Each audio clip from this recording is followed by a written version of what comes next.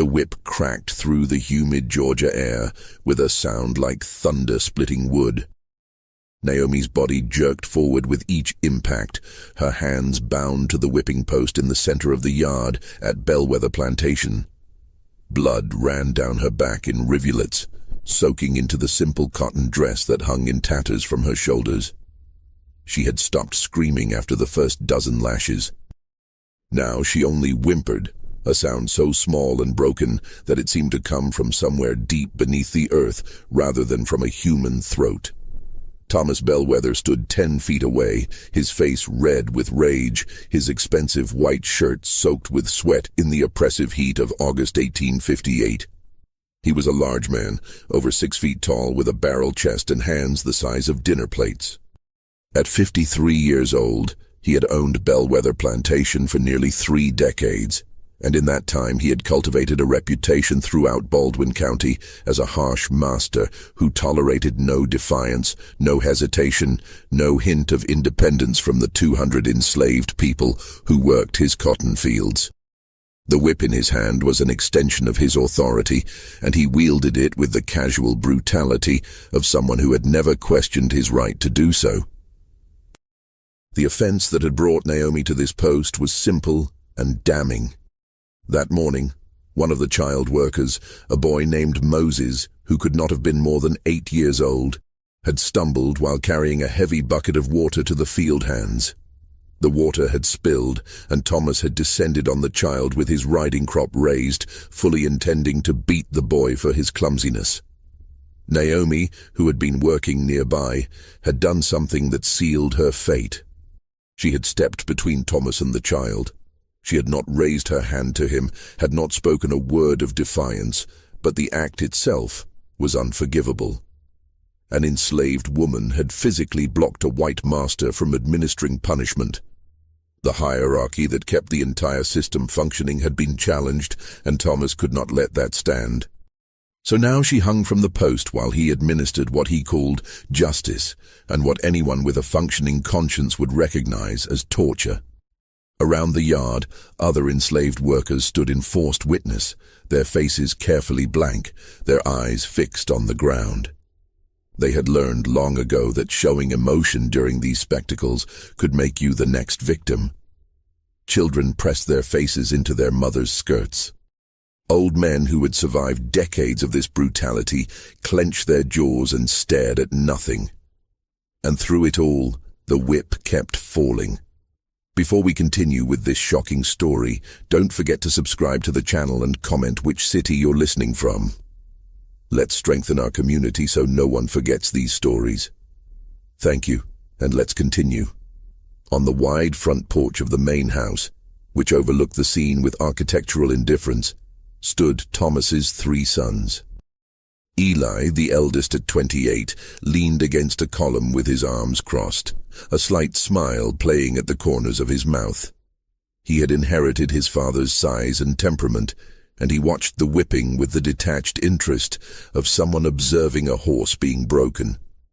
Richard, the middle son at 25, stood beside him with a glass of whiskey in his hand, despite the early hour. He was smaller than his brother, wiry and quick-tempered, and he watched the scene with obvious approval, occasionally offering commentary that made Eli chuckle. But the youngest son, Samuel, stood apart from his brothers at the far end of the porch. At 22 years old, he was tall and lean with dark hair that fell across his forehead and eyes that seemed to hold a perpetual sadness. Unlike his brothers, who wore expressions of satisfaction, Samuel's face had gone pale. His hands gripped the porch railing so tightly that his knuckles had turned white, and if anyone had looked closely, they would have seen that he was trembling.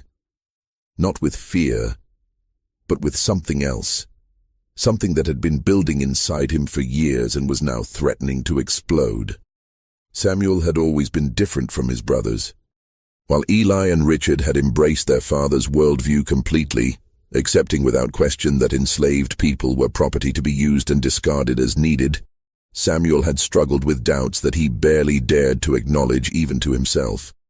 He had been educated by a tutor from Massachusetts, a man who had inadvertently exposed him to abolitionist literature and ideas about human equality that were dangerous in the South of 1858.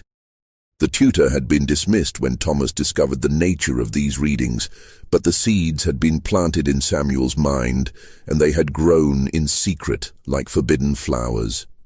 He had tried to ignore these thoughts, tried to accept the world as his father and brothers accepted it, but moments like this made it impossible. He watched Naomi's body convulse with each strike of the whip, watched the blood stain the dust beneath her feet, and felt something inside him crack like a dam that could no longer hold back the flood. This was wrong. It was evil. And he was complicit simply by standing here and allowing it to happen. When the whipping finally ended, after 40 lashes that seemed to stretch into eternity, Naomi hung limp from the post, barely conscious. Thomas tossed the whip to one of his overseers, a brutal man named Carver, and wiped his brow with a handkerchief. "Let her hang there until sunset," he ordered, "then cut her down and throw her in the storage shed. If she survives the night, she can go back to work. If not, we will bury her with the others." The casual dismissal of a human life, the complete indifference to whether Naomi lived or died, struck Samuel like a physical blow. He turned and walked into the house, unable to watch any longer, his brother's laughter following him like accusation. That evening, as the sun set in a blaze of orange and red that seemed obscene given the day's brutality, Carver cut Naomi down from the post. She collapsed into the dust, unable to stand, barely able to breathe. 2 other enslaved workers were ordered to drag her to the storage shed, a small wooden structure at the edge of the property that was used to house broken equipment and supplies. They laid her on the dirt floor and left her there in the darkness, closing the door behind them. No one expected her to survive the night. The wounds on her back were deep and would certainly become infected in the filth of the shed. She had no water, no food, no medical attention. She had been left to die alone, and everyone on the plantation understood that this was the intended outcome. But as night fell and the plantation settled into uneasy sleep, Samuel lay awake in his comfortable bedroom on the 2nd floor of the main house. He could not stop seeing Naomi's face as the whip fell, could not stop hearing the sounds she had made. Around midnight, when he was certain that his father and brothers were asleep, he rose from his bed and dressed quietly in dark clothing. From the kitchen, he took a pitcher of water, some clean cloths, and a piece of cornbread wrapped in a napkin. From his mother's medicine cabinet, he took bandages and a small bottle of laudanum for pain. His mother had died 3 years earlier, and these supplies had remained untouched since her passing. He moved through the dark house like a ghost, terrified that every creaking floorboard would wake his father. Outside, the Georgia night was alive with sound. Crickets sang in the darkness, frogs called from the nearby creek, and somewhere in the distance, a hound bayed at the moon. Samuel made his way across the yard, past the slave cabins where people slept packed together in spaces barely fit for animals, past the cotton gin and the barns, toward the storage shed at the edge of the property. His heart hammered in his chest. What he was doing was dangerous, not just for him, but potentially for Naomi as well. If his father discovered this, the punishment would be severe for both of them. But Samuel could not stop himself. Something inside him had broken that afternoon, and he could not simply allow a woman to die alone in the darkness when he had the power to help her. He reached the shed and paused outside the door, listening for any sound that might indicate she was still alive. Hearing nothing, he carefully pushed the door open. The smell hit him immediately, the copper scent of blood mixed with sweat and fear. In the darkness, he could barely make out her form lying motionless on the floor. "Naomi," he whispered, his voice barely audible. "I have brought water and bandages. I want to help you." There was no response. For a terrible moment, Samuel thought he was too late, that she had already died. But then he heard it, a faint rasping breath, and he felt a rush of relief so intense it nearly brought him to his knees. He knelt beside her and carefully lit a small candle he had brought. shielding the flame with his hand so it would not be visible from outside. In the flickering light, he could see the extent of her injuries. Her back was a mass of torn flesh, the wounds crisscrossing in a horrific pattern that made his stomach turn. Her dress was soaked with blood, and her breathing came in shallow, pained gasps. Dried blood caked her arms where she had been bound to the post, and her face was ashen with pain and blood loss. Samuel had never seen suffering like this up close, and the reality of it was far worse than anything his imagination had prepared him for. His hands shook as he dampened one of the cloths with water and very gently began to clean the wounds on her back. Naomi stirred at his touch, a small sound of pain escaping her lips, but she did not open her eyes. Samuel worked as carefully as he could, cleaning away the dirt and blood, trying not to cause more damage to the torn flesh. It was difficult work in the dim candlelight, and he was terrified that he was doing more harm than good. But he persisted, driven by a desperation to do something, anything, to counter the evil he had witnessed. When he had cleaned the wounds as best he could, he mixed a small amount of laudanum with water and held it to her lips. "Drink this," he whispered. "It will help with the pain." Naomi's eyes fluttered open, unfocused and glazed with fever. She looked at him without recognition, without trust, but she was too weak to resist as he helped her drink. The laudanum would help her sleep, would dull the worst of the pain, at least temporarily. Samuel then carefully applied bandages to her back, though he knew they would need to be changed regularly to prevent infection. Finally, he helped her drink plain water, small sips that she could manage without choking. She drank desperately, her body crying out for hydration after the trauma it had endured. When she had drunk as much as she could, Samuel covered her with a clean blanket he had brought and placed the cornbread where she could reach it if she woke and felt strong enough to eat. "I will come back tomorrow night," he told her, though he was not sure if she could hear or understand him. "Please hold on. Please survive." He extinguished the candle and slipped back out into the night, his heart still racing, his hands still shaking. He had taken the first step on a path that he did not fully understand, but could no longer avoid. The next day, Samuel moved through his routine in a daze. He sat through breakfast with his father and brothers, listening to them discuss plantation business and laugh about the previous day's whipping. He worked in his father's office, managing accounts and correspondence, the mundane details of running a plantation built on human suffering. And through it all, his mind was in that shed, wondering if Naomi had survived the night, wondering if his small act of mercy had been enough or too late. That night, he returned to the shed with fresh water, more bandages, and a small amount of beef broth he had managed to steal from the kitchen. When he entered the shed, he found Naomi awake.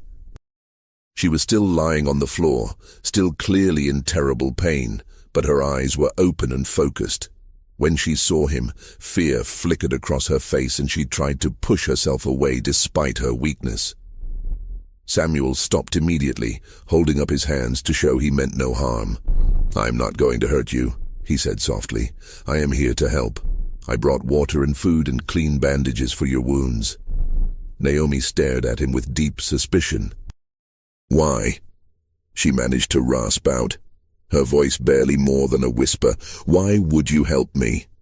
Samuel had asked himself the same question 100 times since the previous night. "Because what my father did to you was wrong," he said finally. "Because you should not have to suffer alone. Because I could not live with myself if I did nothing."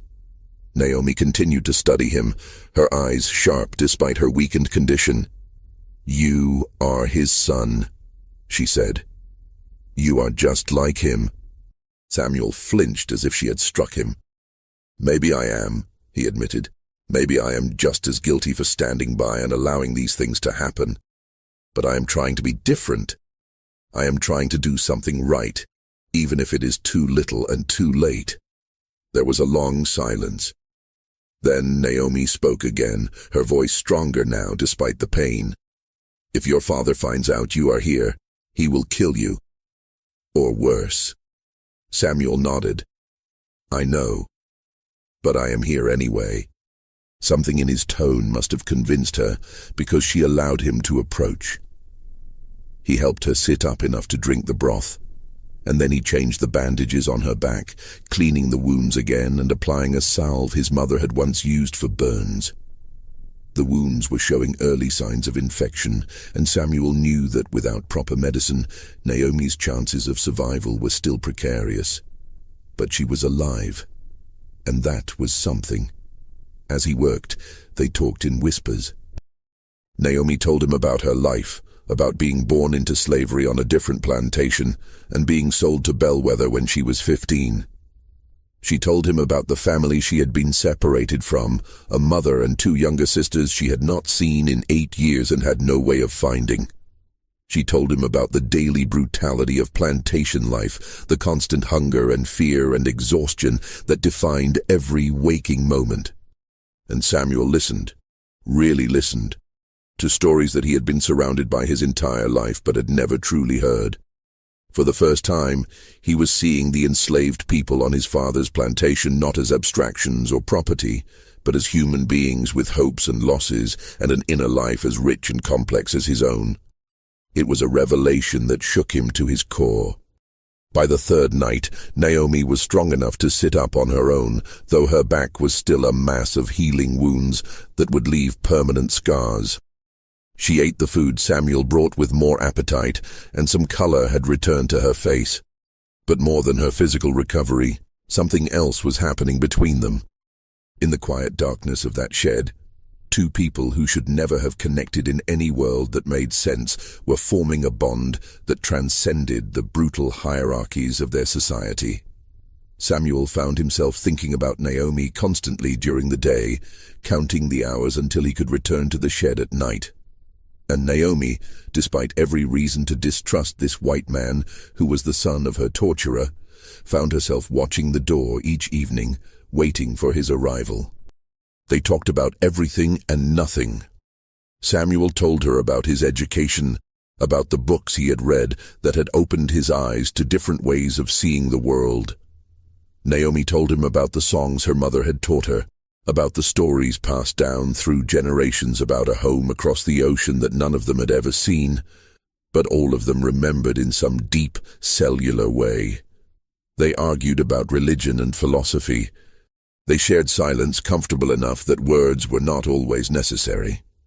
And slowly, inevitably, impossibly, they fell in love.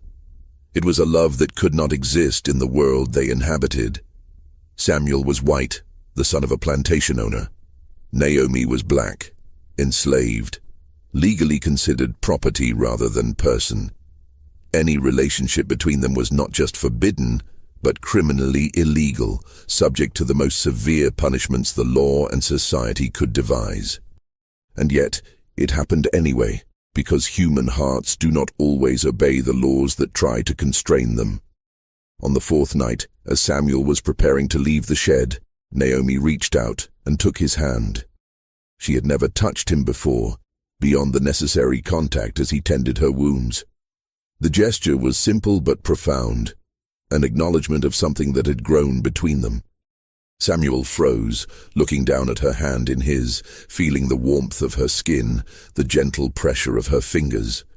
When he looked up and met her eyes, what he saw there made his breath catch in his throat. "We cannot do this," he said, though he made no move to pull his hand away.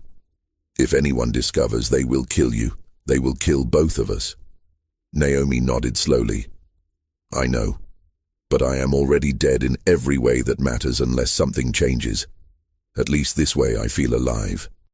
Samuel sank down beside her, still holding her hand. "We have to leave," he said, the words surprising him even as he spoke them. "We have to run. You cannot go back to the fields, and I cannot keep sneaking out here forever. Someone will notice. My father will discover what I have been doing. We have to leave Georgia, leave the South entirely, find somewhere we can be free." Naomi looked at him with a mixture of hope and disbelief. "Run where? You do not understand what you are saying. I am an enslaved woman with scars on my back. You are a white man from a prominent family. Where could we possibly go where we would be safe? North, Samuel said, though even as he said it, he knew how inadequate the answer was. To a free state, to Canada maybe. There are people who help runaways, networks of abolitionists who provide safe houses and transportation. I have read about them. The Underground Railroad. Naomi laughed, but it was a bitter sound. You have read about them. But do you have any idea how to actually find these people? Do you know how many enslaved people die trying to make it north? How many are caught and brought back to face punishments worse than death? Samuel had to admit he did not. But the alternative is for you to go back to the fields where my father will eventually work you to death, and for me to stand by and watch it happen while I slowly become as monstrous as he is. I cannot do that. I would rather die trying to escape than live that way. They talked through the rest of the night, planning an escape that had more hope than strategy, more desperation than real chance of success. They would need supplies, money, weapons, and most importantly, they would need a head start before the inevitable pursuit began. Samuel would gather what he could over the next few days, taking small amounts that would not be immediately missed. Then, on a night with no moon when darkness would provide maximum cover, they would run. It was not a good plan. It was barely a plan at all, but it was all they had. The fifth day dawned with a beauty that seemed cruel given what was about to happen. The sky was clear and blue, the air was sweet with the smell of jasmine and honeysuckle, and the morning light painted everything in shades of gold. Samuel woke early, his stomach churning with anxiety about what lay ahead. Today was the day. Tonight, they would run. He had spent the previous days carefully gathering supplies. A bag of food that could keep for the journey, a canteen for water, a knife for protection, matches wrapped in oilcloth, a compass stolen from his father's study, and $200 in gold coins that he had saved over the years from birthday gifts and allowances. It was not much, but it was everything he had. But as Samuel was preparing to hide the supplies in the shed, disaster struck. His father summoned him to the main parlor, and Samuel went with a sense of foreboding that proved entirely justified. Thomas Bellwether sat in his leather chair with Carver, the overseer, standing beside him. Both men looked at Samuel with expressions that made his blood run cold. "The slave Naomi," Thomas said without preamble. "She was left in the storage shed to recover or die. But this morning when Carver went to check on her, intending to put her back to work if she had survived, he found evidence that someone has been tending her. Clean bandages, food, medicine." He fixed Samuel with a stare that could have cut glass. "Do you know anything about this?" Samuel felt his heart stop. His mind raced through possible responses, denials, explanations, anything that might deflect suspicion. But he was a terrible liar, always had been, and his face had already betrayed him. His father saw the truth written there and slowly rose from his chair, his bulk filling the room with menace. "You," he said, his voice dangerously quiet, "you have been caring for that slave. My own son, sneaking around in the night like a thief to tend to a piece of property that should have been left to die." Samuel opened his mouth to respond, but no words came.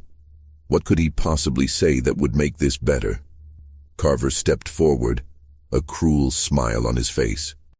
"I found tracks leading from the house to the shed, fresh tracks in the morning dew, and I found these." He held up the bag of supplies that Samuel had hidden, ready for their escape that night. The evidence was damning and complete. Thomas's face went from red to purple with rage. "You were planning to run away with her," he said, each word dropping like a stone. "My son was planning to steal my property and run away like a common thief. Do you have any idea what this means? What the disgrace of this would do to our family name?" He turned to Carver. "Get the men together, arm them. I want every available man ready to ride within the hour. and bring me the slave Naomi. I want her to watch what happens to people who defy me." Samuel felt panic rising in his throat. "Father, please, you do not understand." Thomas struck him across the face with the back of his hand, a blow that sent Samuel staggering. "I understand perfectly. You are weak, just like your mother was. You have been corrupted by Northern ideas and Negro sympathy. But I will not allow you to destroy this family.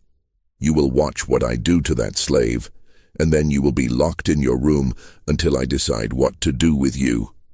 Carver left to gather the men and retrieve Naomi. Thomas stood over Samuel, breathing heavily with rage. Eli and Richard appeared in the doorway, drawn by the commotion, and their father quickly explained the situation. Both brothers looked at Samuel with a mixture of contempt and satisfaction. "Always knew he was weak," Eli said. "Now we have proof." Thomas began organizing what he called a hunting party, but what everyone understood was a lynching mob. Within an hour, 12 men were mounted on horses, armed with rifles and pistols, accompanied by 4 bloodhounds trained to track human scent. They brought Naomi from the shed, dragging her roughly despite her still healing wounds. When she saw Samuel standing on the porch with a split lip and the beginning of a black eye, she understood immediately that they had been discovered. The look they exchanged in that moment contained everything they had not had time to say, all the possibilities of a future that was now being torn away before it could begin. But as the men were mounting their horses and preparing to ride out to make an example of Naomi, something unexpected happened. From the fields where enslaved workers were already at their morning labor, a figure began walking toward the main house. He was enormous, easily 6.5 feet tall, with shoulders like an ox and hands that looked capable of snapping a man's neck with minimal effort. His name was Josiah, and he was Naomi's older brother. The two had been sold to Bellwether Plantation together 8 years earlier, and while they worked in different parts of the property and rarely saw each other, the bond between them had never broken. Josiah had seen his sister beaten within an inch of her life 5 days ago. He had watched the shed where she had been left to die, had noticed Samuel's nightly visits, and had understood what was developing. He had been waiting, watching, preparing himself for what he knew was coming. Now, as he saw his sister being dragged toward horses and armed men, as he saw the murder in Thomas Bellwether's eyes, Josiah made a decision that would change everything. He walked calmly toward the group, his massive frame moving with a grace that seemed impossible for someone his size. Carver saw him first and yelled for him to get back to work, but Josiah ignored him completely. He walked straight to where Naomi was being held, and without a word, he reached out and pulled her away from the overseer's grip as easily as plucking a flower. The overseer stumbled backward in surprise, and for a moment, everyone was too shocked to react. Josiah looked at Thomas Bellwether with eyes that held no fear, only a calm certainty. "You will not touch my sister again," he said, his voice deep and resonant. "You will not kill her for the crime of being loved. You will let her go." Thomas stared at this enslaved man who had just physically challenged him in front of his sons and his workers, and the rage that filled him was beyond anything rational. "Kill him," he ordered. "Kill them both." The mounted men raised their rifles, but Josiah moved with shocking speed. He grabbed the nearest horse's bridle and pulled, sending both horse and rider crashing to the ground. Before anyone could react, he had seized the fallen man's rifle and smashed it against a fence post, breaking it in half. The bloodhounds, trained to attack on command, rushed at him, but Josiah met them with bare hands, striking them aside with blows that sent the animals yelping in retreat. What happened next would be talked about in whispered stories for generations. 1 man against 12, unarmed against rifles and pistols, enslaved against masters who had the full force of law and society on their side. By every reasonable expectation, Josiah should have died in seconds. But reasonable expectations did not account for fury backed by desperation, for the strength of a man who had spent his entire life in brutal labor, or for the element of complete surprise. Josiah fought like a man possessed. He overturned horses, disarmed men with his bare hands, moved through the chaos like a force of nature. He was shot once in the shoulder, but seemed not to notice.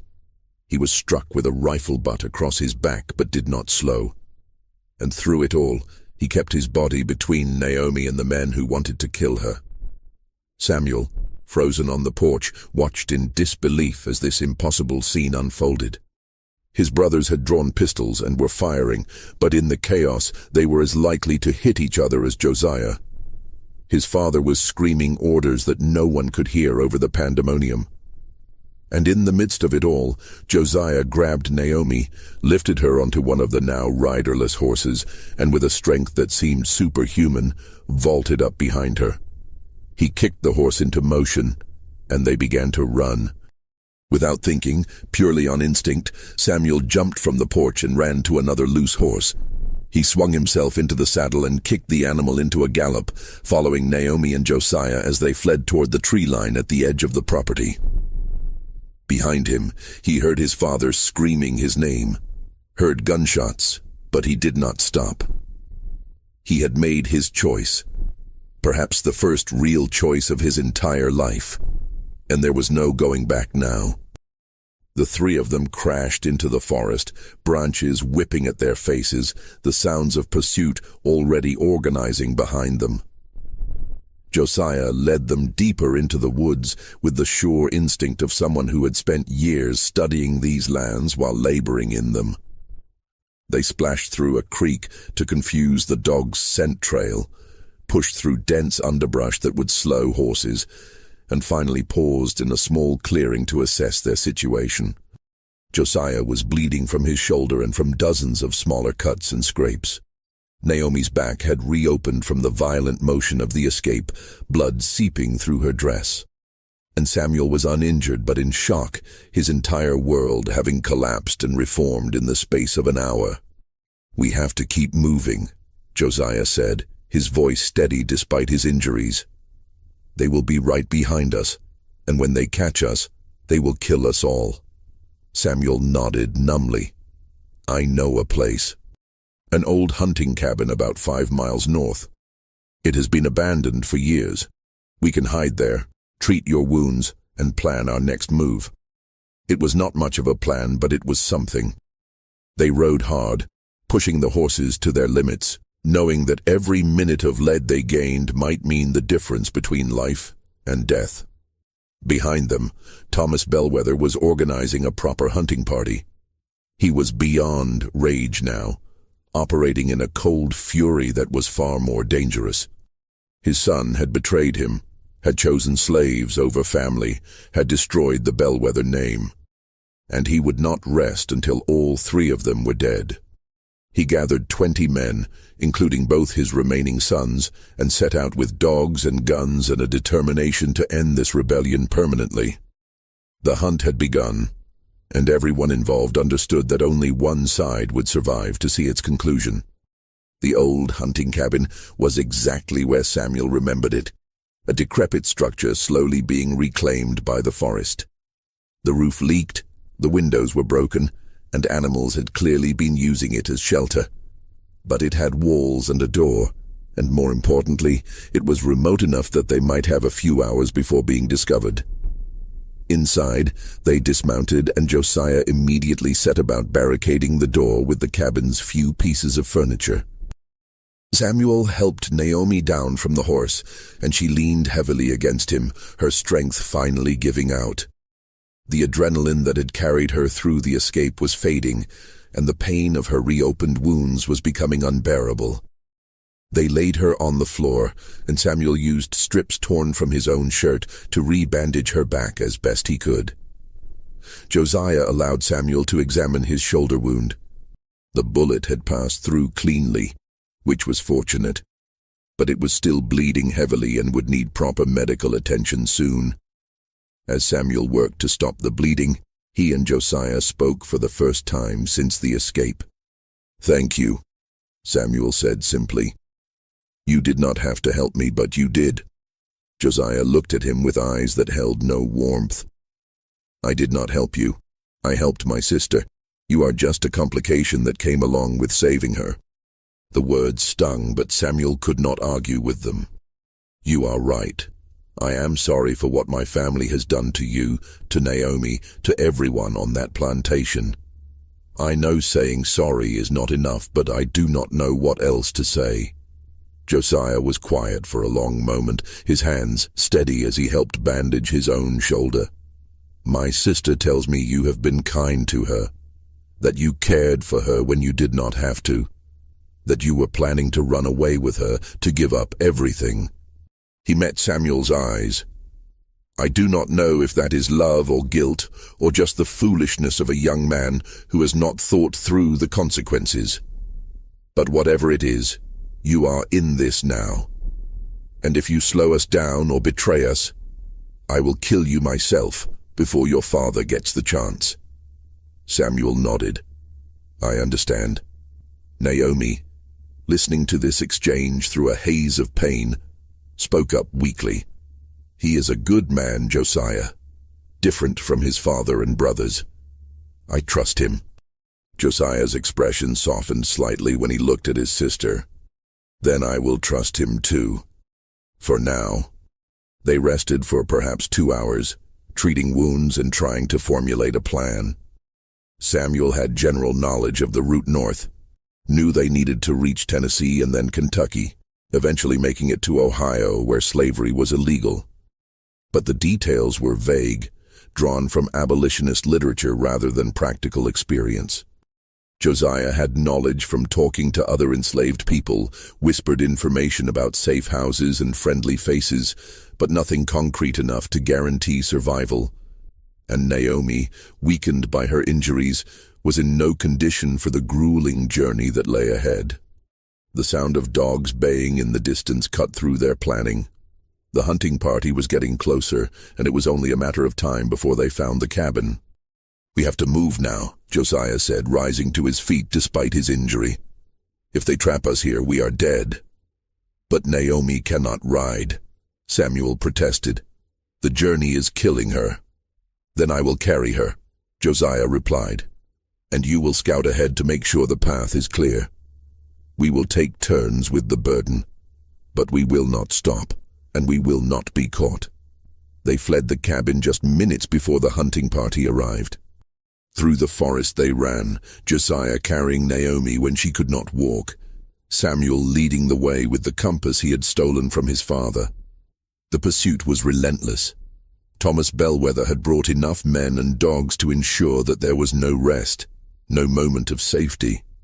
Every time they thought they had gained ground, they would hear the dogs getting closer. They waded through streams, doubled back to confuse their trail, split up and reunited to create false paths. They went without sleep, surviving on wild berries and water from creeks, their bodies pushed beyond normal limits by pure desperation. Samuel, who had lived a life of relative comfort, discovered reserves of endurance he did not know he possessed. His feet blistered and bled inside his boots, his muscles screamed with exhaustion, but he kept moving because stopping meant death for all of them. Josiah, despite his shoulder wound, proved to be tireless, carrying Naomi mile after mile without complaint. And Naomi, hovering on the edge of consciousness, held on with a determination born from a lifetime of surviving what should have killed her. On the 3rd day of their flight, they reached a river, wide and fast-moving, swollen from recent rains. Behind them, the sounds of pursuit were getting closer. The dogs had picked up their scent again, and they had perhaps an hour before the hunting party caught up. "We have to cross," Samuel said, studying the rushing water. "If we can make it to the other side, the river will break our scent trail. The dogs will not be able to track us." Josiah looked at the river skeptically. "Naomi cannot swim in her condition. The current will take her." "Then we will build a raft," Samuel said. "There is no time," Josiah replied. but he was already looking around for logs and rope, anything that could be lashed together into something that would float. They worked with frantic speed, using vines to bind together fallen logs. The result was barely seaworthy, more suggestion of a raft than actual reliable craft. But it was all they had. They pushed it into the water and climbed aboard, Naomi lying in the center, while Samuel and Josiah tried to guide their makeshift vessel with long poles. The current grabbed them immediately, pulling them downstream far faster than they had anticipated. The raft spun and bucked, water washing over the logs, threatening to tear their flimsy construction apart. Samuel clung to Josiah with one hand and to Naomi with the other, all three of them holding on for their lives as the river tried to claim them. They crashed against rocks, were thrown through rapids, and for several terrifying minutes, Samuel was certain they would drown. But somehow, miraculously, they stayed on the raft, and eventually the current pushed them toward the far bank. They scrambled ashore, soaking wet and exhausted, but alive and across the river. Behind them, on the opposite bank, they could see the hunting party emerging from the tree line. Thomas Bellwether stood at the water's edge, staring across at them with an expression of pure hatred. For a moment the two groups simply looked at each other across the water, hunter and hunted, father and son, enslaver and enslaved. Then Thomas raised his rifle and fired. The shot echoed across the river, but the distance was too great for accuracy. The bullet splashed harmlessly into the water. Thomas fired again and again, emptying his rifle in futile rage. Then he lowered the gun and simply stood there, watching as his son and the two slaves disappeared into the forest on the far bank. Samuel wanted to feel triumph, wanted to celebrate their escape. But all he felt was a deep, aching sadness. He had lost his family, his home, his entire identity, and even though he believed he had done the right thing, even though he would make the same choice again, the loss was still profound. They traveled for 3 more weeks, moving ever northward, gradually leaving the immediate danger of pursuit behind but entering new dangers. They had no money now, having lost the supplies in the chaos of the escape. They survived on what they could forage or steal, slipping into farmhouses at night to take eggs or vegetables, always moving before discovery. Several times they encountered slave catchers, bounty hunters who made their living capturing runaways and returning them for rewards. Each encounter was a test of luck and quick thinking. Once they hid in a barn while catchers searched the property, holding their breath as the men came within feet of their hiding spot. Another time they had to split up and reunite miles later after being chased by men on horses. Slowly, painfully, they made progress north. They crossed from Georgia into Tennessee, skirting around major towns where the risk of being caught was highest. They found help in unexpected places, a free black family who provided food and directions despite the risk to themselves. A Quaker farmer who allowed them to sleep in his barn and gave them shoes and coats against the growing cold of autumn. An elderly white woman who had lost sons to the slave trade and saw in them a chance to strike back against the system she hated. These moments of kindness kept them alive and gave them hope that the world contained more than just cruelty and greed. Naomi's wounds slowly healed, though she would carry the scars for the rest of her life. Josiah's shoulder mended enough that he could use the arm again, though it would never have quite its full strength. And Samuel transformed from a conflicted young man into someone harder, someone who had given up privilege and safety for principle and found that the trade, while costly, had given him something he never had before: self-respect.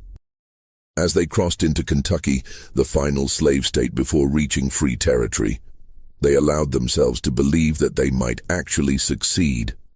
"One more state," Samuel said, as they huddled around a small fire in a cave hidden from the road. "One more state and we will be in Ohio. You will be free." Josiah looked at him skeptically. "Will we? Or will we just be fugitives in a different state, always looking over our shoulders, always one capture away from being sent back? Samuel had no answer for that, because Josiah was right. Legal freedom and actual safety were not the same thing, and even crossing into a free state would not erase the danger or the past. But Naomi reached out and took Samuel's hand, the same gesture she had made in the shed weeks ago, and when she spoke, her voice was steady. We will be more free than we are now. We will have a chance. That is more than we had before. And maybe that is enough. They reached the Ohio River on a cold October night, the water dark and forbidding under a sliver of moon. Across that river was Ohio, was freedom, was the possibility of a life they controlled rather than one that was controlled for them. They found an abandoned rowboat, leaking but serviceable, and pushed out into the current. The crossing seemed to take hours, though it was probably only minutes. Every splash of the oars sounded impossibly loud. Every light on either shore seemed like an alarm being raised, but no one stopped them. No one even saw them as far as they could tell. And when the boat scraped against the far shore and they stepped onto the muddy bank of Ohio, something shifted. They were not safe, not entirely. Fugitive slave laws meant they could still be captured and returned. But they were in free territory, and that meant something. They made their way to a settlement they had been told about, a community of free black people and sympathetic whites who helped refugees from slavery. They were taken in, given food and shelter and medical attention. Naomi's back was properly treated for the first time. Josiah's shoulder was examined by an actual doctor, and Samuel, for the first time since the escape, slept without dreaming of pursuit. In the months that followed, they began building new lives. Josiah found work as a blacksmith, his strength and skill with metal making him valuable despite the prejudice he faced. Naomi worked as a seamstress and slowly regained her health and strength.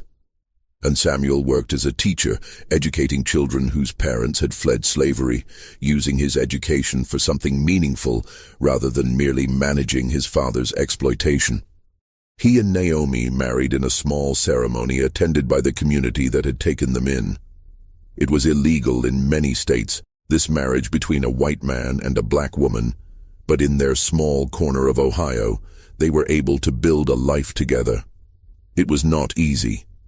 Samuel was cut off from his family forever, receiving only one letter from his mother before she died, in which she wrote that she understood what he had done and was proud of him, though she could never say so openly.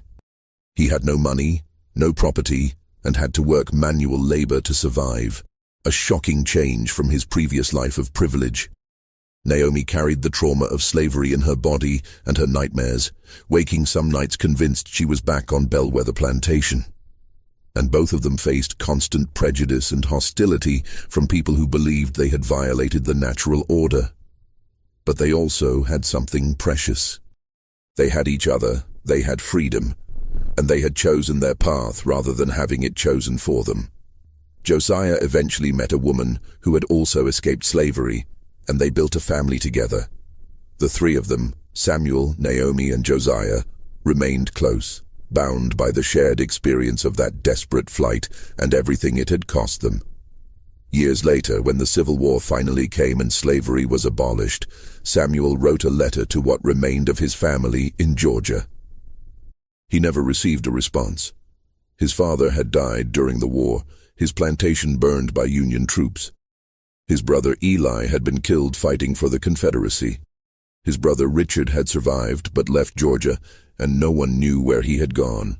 The world that Samuel had been born into had destroyed itself, and something new was being built from the ruins, though that construction would take generations and was far from complete.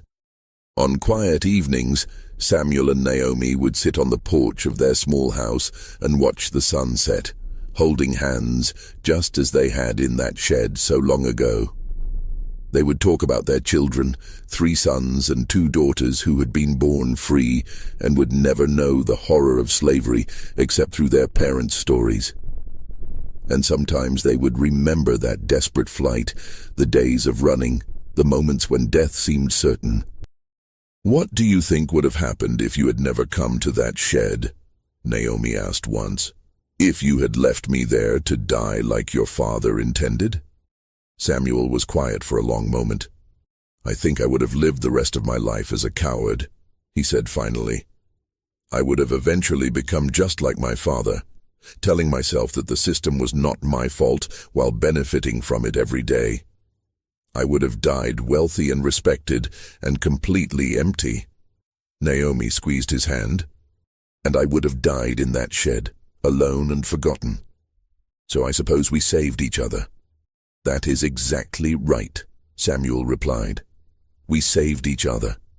The story of Samuel Whitmore and Naomi and Josiah eventually became a whispered legend in certain abolitionist circles. A white plantation owner's son who gave up everything to save the woman he loved. An enslaved woman who survived torture and had the courage to accept love from an impossible source. A brother who single-handedly fought off a lynch mob to protect his sister. It was the kind of story that inspired hope that individual courage could matter even in the face of systematic evil. But it was also more complicated than legend suggested. Samuel had been complicit in slavery for 22 years before he finally acted. His moment of courage, while real, did not erase 2 decades of passive acceptance of evil. Naomi and Josiah had escaped, but hundreds of other people remained enslaved on Bellwether Plantation and thousands of other plantations just like it. And even in freedom, they faced discrimination and violence from a society that was built on white supremacy, regardless of whether slavery was legal. The happy ending was real, but incomplete, purchased at enormous cost and shadowed by the knowledge of how many others never got the chance to escape. This is the story of what happened when a master's son cared for a sick, enslaved woman in secret, and how that simple act of human decency cascaded into events that shocked everyone and changed multiple lives forever. It is a story about love that should not have been possible, courage that was both too late and just in time, and the complex reality that even when individuals break free from evil systems, those systems continue to do harm until they are dismantled completely. The shock was not just in the escape or the violence or the forbidden romance, though all of those elements were present.